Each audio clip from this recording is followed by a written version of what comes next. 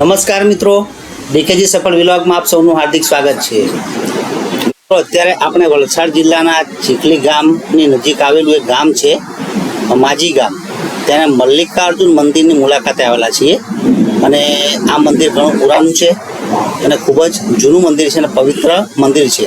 તો ચાલો તેના તમને દર્શન કરાવીએ.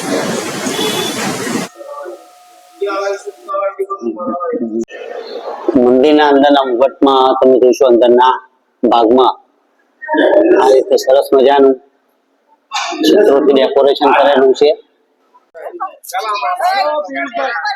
તો મિત્રો, મલ્લિકાર્જુન જે મંદિર છે એની બગલમાં, એની બાજુમાં એક સરસ મજાનું પોન્ડ પણ છે કે એનો નજારો પણ તમે માણી શકો. અવશ્ય અહીંયા આવો તો તમને થોડું એ જોવાનો પણ લાભ મળે.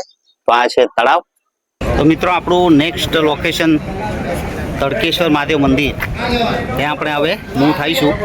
તો આગળનું લોકેશન જોવા માટે અવશ્ય વિડીયોમાં બન્યા રહેશું. ચાલો મળીએ તડકેશ્વર મહાદેવ મંદિર.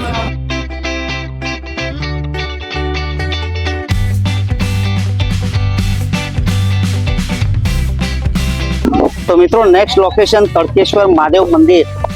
તો પવિત્ર મંદિરના તમને દર્શન કરાવશું. જોઈએ વિડીયોમાં. આ પ્રમાણે એનું લોકેશન છે. શ્રી તડકેશ્વર મહાદેવ મંદિર, અબ્રામા ગામ, વલસાડ.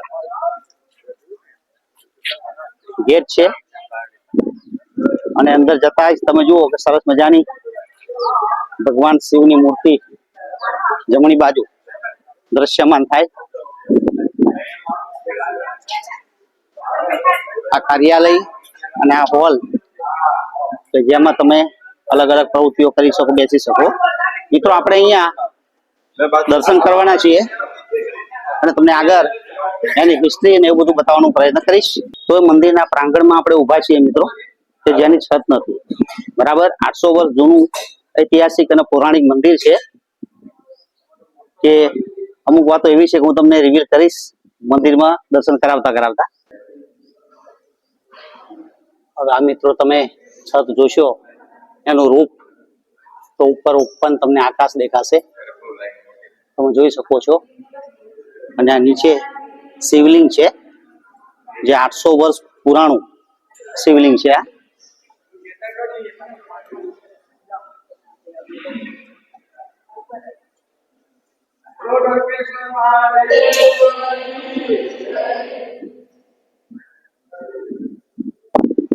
આ જે પવિત્ર મંદિર છે તડકેશ્વર મહાદેવ મંદિર, એની ઝડપથી હિસ્ટ્રી હું ટૂંકમાં તમને કહી દઉં. 800 વર્ષ પહેલા અહીંયા એક નદી છે અને નદીમાં આજે તમે વિડીયોમાં જે શિવલિંગ જોયું ને, એ પથ્થર ઝાડવાઓની વચ્ચે હતો. એટલે સ્થાનિક લોકોએ એને કાઢવાનો પ્રયત્ન કર્યો, પણ તે વખતે એવું કહેવાય છે કે ભમરાઓ આ લોકોની ઉપર ત્રાટક્યા અને 50 જેટલા માણસોને આ ભમરાઓએ ઘાયલ કરી દીધા અને કે એ મોતના મુખમાં સરી પડ્યા. અને બધાની અહીંયા તે વખતે કબર બનાવેલી એ છે આ મંદિર, અને અહીંયા જ એમને દફનાવેલા એવું કહેવાય છે હિસ્ટ્રીમાં. ત્યાર પછી થોડા વર્ષો પછી અબ્રામા ગામના કોઈ ભક્ત હશે મહાદેવના, એમને જે સપનું આવેલું અને એ સપનાની અંદર એમને આ જે શિવલિંગ છે એને પ્રસ્થાપિત કરવાનું કહ્યું હતું. તો એ પછી આ મંદિરમાં એમને પ્રસ્થાપિત કર્યું. પણ આ મંદિરમાં લાવ્યા પછી જ્યારે એની છત બનાવવાનો પ્રયત્ન કર્યો ને, ત્યારે જે છત છે એ પહેલી વાર છત ભરી ગઈ બનાવ્યા પછી, અને બીજી વાર પ્રયત્ન કર્યો તો બીજી વાર તમે જુઓ છો કે એ છત છે ને ઉડી ગઈ હતી. ત્યાર પછી એ અબ્રામા ગામના એ ભક્તને ફરી પાછા શંકર ભગવાન સપનામાં આવ્યા અને પછી કહ્યું કે મારે તડકાની જરૂર છે અને મારા શિવલિંગ પર હંમેશા તડકો આવવો જોઈએ, એટલે મારે છતની જરૂર નથી, મારી પર છત ન બનાવશો. ઓકે, ત્યાર પછી અહીંયા મંદિરમાં તમે જોયું વિડીયોમાં પ્રમાણે છત રાખેલી નથી અને તાપ અને તડકો બરાબર સીધો શિવલિંગ પર બપોરનો સમય થાય એટલે સીધો તડકો છે શિવલિંગ પર આવે છે. અને તડકો આવતો હોવાથી જ મહાદેવ આ મંદિરનું નામ તડકેશ્વર મહાદેવ મંદિર રાખેલું છે. તો મિત્રો, મળીએ આવી સફરમાં. આગળ તમને લોકેશન બીજું બતાવશું. C you soon again.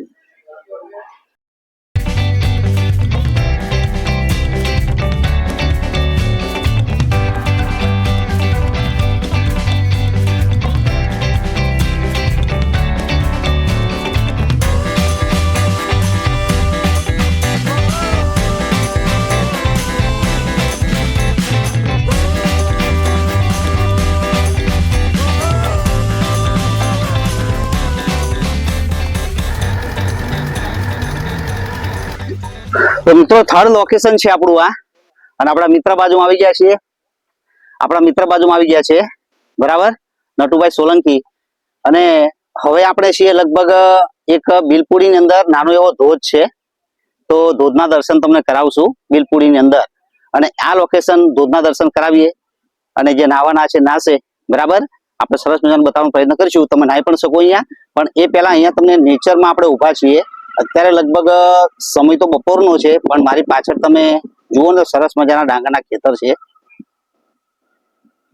તો મિત્રો આ તમે જુઓ, જે તમે ભાત ખાવ છો, ખીચડી ખાવ છો, ચોખાની ઘણી બધી વાનગીઓ ખાવ છો, એ આ સરસ મજાનું ખેતર છે, તમે જોઈ શકો. તો આ છે નજારો બિલપુડીના ખેતરોનો, સરસ મજાના ઝાડ ને વચ્ચે ડાંગર. ઓકે, તો ચોમાસા પછીની ઋતુની અંદર ફરવાનો નજારો જ કંઈક ઓર હોય છે. પછી ધીમે ધીમે ધીમે ગ્રીનરી ઘટતી જાય, બરાબર.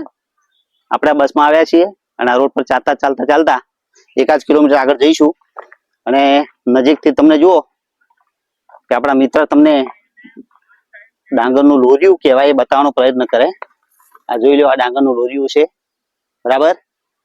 આ દાણા ભરી જાય પછી એનું હાર્વેસ્ટિંગ થાય, અને પછી એના ચોખા બને, ભાત બને, અને પછી મોલોની અંદર આવે, પછી ખીચડી બને, ભાત બને. તો મિત્રો ચાલો આગળ બતાવવાનો પ્રયત્ન કરીએ. ચાલતા 1 કિલોમીટર જવાનું છે. બનાવી લેજો વિડીયોમાં, આગળ પણ બીજા લોકેશન હજુ સારા એવા લોકેશન શેર કરવાના છે તમારી સાથે.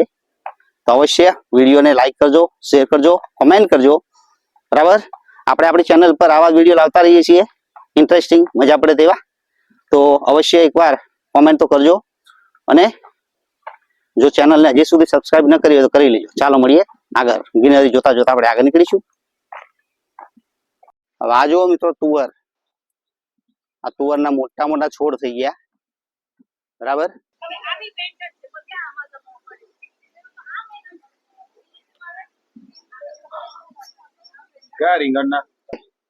જંગલી ફૂલ, પણ કેવું જંગલી લાગે, કેટલું મસ્ત છે.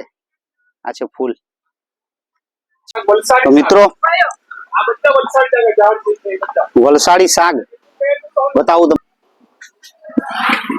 આ બધા જે ઝાડ છે ને, તમે ત્યાં સુધી જોશો તો વલસાડી શાક છે.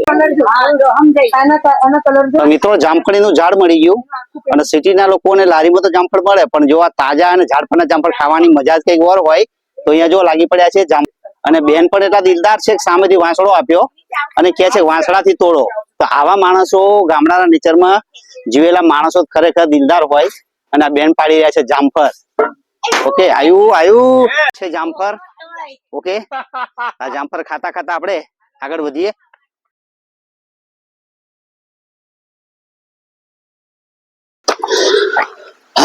મિત્રો જો હિંમત હોય ચાલવાની 6-7 કિલોમીટર, તો જ આ નાનો ધોધ બિલપુડીનું એક ગામ છે, એનું સાહસ કરવું. બાકી પરસેવે રેપઝેપ. અને જુઓ મારી પાછળ ડિસ્ટન્સ પડી ગયું ઘણું બધું, 40-50 માંથી લગભગ ઘણા ઓછા આવશે એવું લાગે છે. હું 4-5મા નંબર પર છું. પણ મજાની વસ્તુ એ છે મિત્રો કે જંગલ છે, અલગ અલગ પ્રકારના ફૂલો જોવા મળે છે, અને ઝાડ જોવા મળે છે. તો એનાથી મનને ઠંડક મળે છે. આટલે ઊંચાઈ પર પણ તમને આ ભેંસો જોવા મળશે.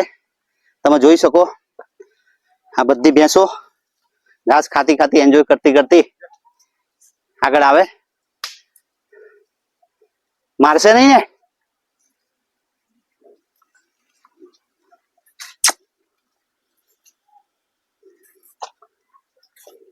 તો આ નજારો પણ અનેરો હતો. એક લાવો મળી ગયો, ટુ વોચ બફેલો. કેટલું હશે કાકા હવે? ભાઈ કેટલું હશે? હમણાં 5 મિનિટનો રસ્તો છે. ઓકે, આ ગામ કયું હશે? બિલપુડી. એના ધોધનું કોઈ નામ છે? ધોધનું માવલી માતા. માતાજીનો બરાબર છે. પણ રસ્તાનો બહુ પ્રોબ્લેમ છે, એટલે લોકો ઓછા આવતા હશે. લોકો આવે પણ રસ્તાનો પ્રોબ્લેમ ઘણો છે. બરાબર, બહુ સાહસ વાળું કામ છે. તો મિત્રો એક લોકલ હતા, એની સાથે આપણે વાત કરી, જે ગ્રેઝિંગ બફેલોસ નું કામ કરી રહ્યા હતા. ઓકે, રસ્તાનો પ્રોબ્લેમ છે અને અટપટો રસ્તો છે, ચાલવું અઘરું છે, પણ જિંદગીમાં સાહસ પણ હોવું જોઈએ. ચાલો હા, આગળ જઈને તમને બધું બતાવવાનો પ્રયત્ન કરીએ. મિત્રો, આ એ જગ્યા છે કે 2 વર્ષ 3 વર્ષ પહેલા અહીંયા આપણે પાત્રા ખાધેલા. એક બેન પાત્રા બનાવતા હતા, અત્યારે તો બંધ છે, ખબર નહીં, હવે મને લાગતું નથી કે કામ થતું હોય. તો સરસ મજાના તળેલા પાત્રા પત્રવેલીમાંથી બનાવ્યા હતા. એ આ લોકેશન છે. ઓકે, એ વિડીયો પણ આપણી ચેનલમાં અપલોડ કરેલો છે, તો એ પણ નિહાળવા વિનંતી.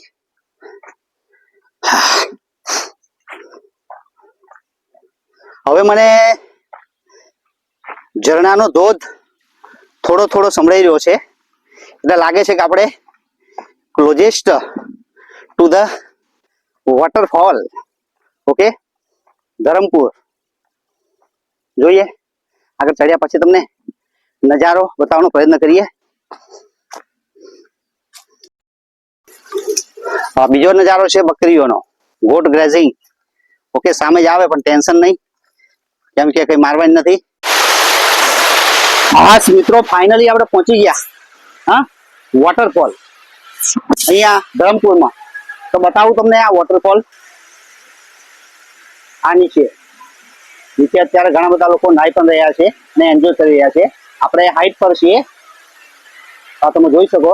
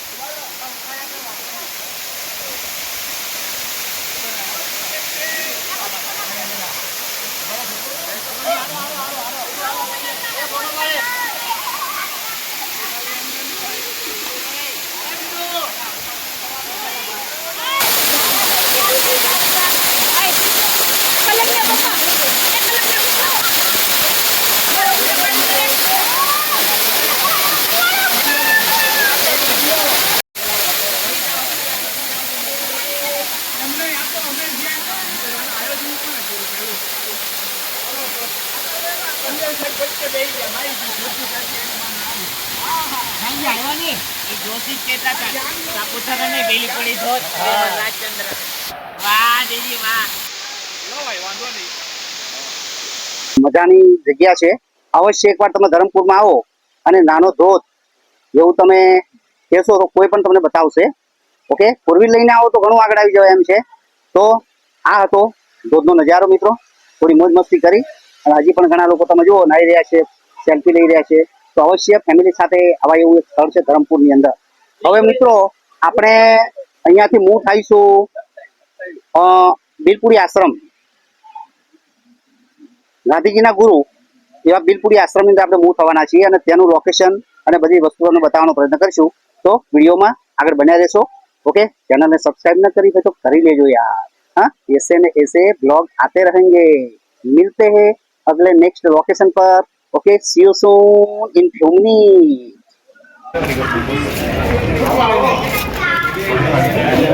तो मित्रों આપણે પહોંચી ગયા રાજચંદ્ર આશ્રમ અને હવે અહીંયાથી પાસ લઈ ટિકિટ લઈ અને અંદર એન્ટ્રી લઈશું. બરાબર, આ એનું કાઉન્ટર છે આખું. આ જોઈ શકો આ પ્રમાણે અહીંયા.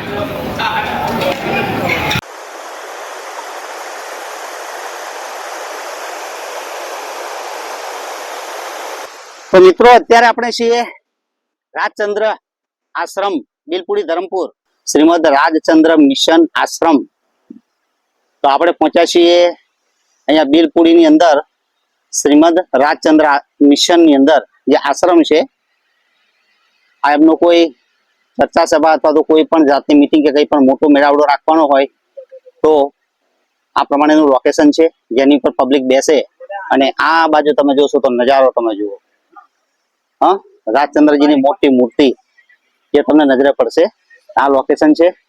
એક લોકેશન આ છે જેમાં આપણે આ પ્રકારની બસોમાં બેસીને આવ્યા. જે સામે દેખાય છે, સામે દેખાય બસ છે. એ બસ તમને અહીંયા છોડી દે અને પછી તમારે અહીંયા ફરી લેવાનું અને પછી તમારે બીજી બસમાં બેસીને આગળ જવાનું. ઓકે. હવે મિત્રો બધી જગ્યાએ ફોટોગ્રાફી અલાઉડ નથી. એક આ પોઈન્ટ એવો છે કે જ્યાં તમે ફોટોગ્રાફી એલાઉડ છે, તમે ફોટોગ્રાફી કરી શકો. બધા અહીંયા ફોટોગ્રાફી એલાઉડ નથી, રિસ્ટ્રિક્શન લાવી દીધેલું છે. તમારી પાછળ મોટી મૂર્તિ છે, હું તમને પાછળના કેમેરાથી બતાવવાનો પ્રયત્ન કરું. જોઈ શકો તમે, ચારે બાજુ પાણી છે અને વચ્ચે મોટી ગગનચુંબી રાજચંદ્રજીની મોટી મૂર્તિ છે. ચારે બાજુ પાણીનું લોકેશન આ પ્રમાણે પાણી ભરેલું છે અને વચ્ચે મિડલમાં તમે જુઓ તો આ પ્રમાણે આખી મૂર્તિ બનાવેલી છે અને ચારે બાજુ તમે જુઓ તો છોડ છે, નાના મોટા ઝાડ છે અને વચ્ચે આ લોકેશન બનાવ્યું છે રાજચંદ્રજીની મૂર્તિનું. ચારે બાજુ પાણીનું તળાવ હોય એવું લાગ્યા કરે. આ પાછળની સાઈડ છે, તમે જોઈ શકો.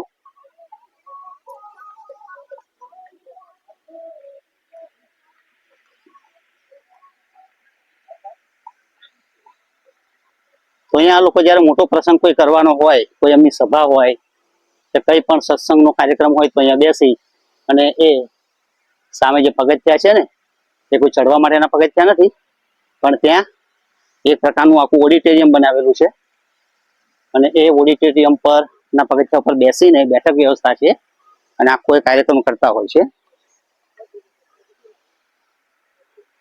તો આ પ્રમાણે મેં એક આખો રાઉન્ડ મારીને તમને મોટી મૂર્તિની પ્રદક્ષિણા કરાવી.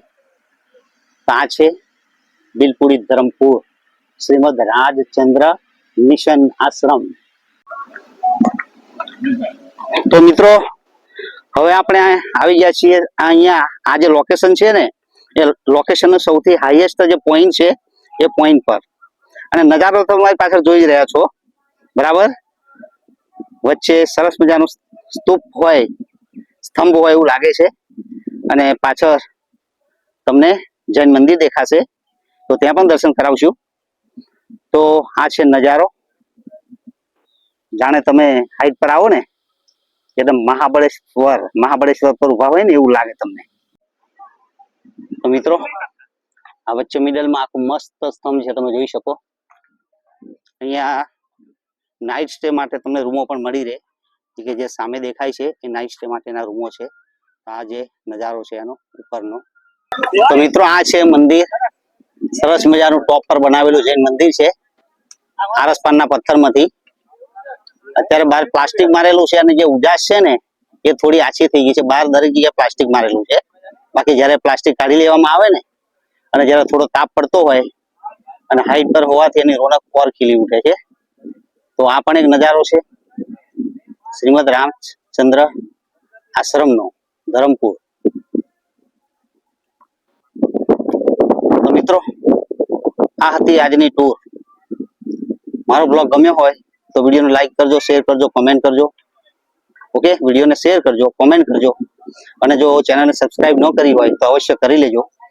હું મારી ચેનલ પર આ પ્રમાણે વિડીયો લાવતો રહું છું. થોડું વહેલું મોડું થાય છે પણ અવશ્ય પ્રયત્ન કરીશ કે અવાનવા આવા વિડીયો હું મારી ચેનલ પર લાવતો રહું. તો મિત્રો મળીએ આવા બીજા કોઈ બ્લોગની અંદર. ત્યાં સુધી રજા આપશો. આવજો. Bye bye. C you again.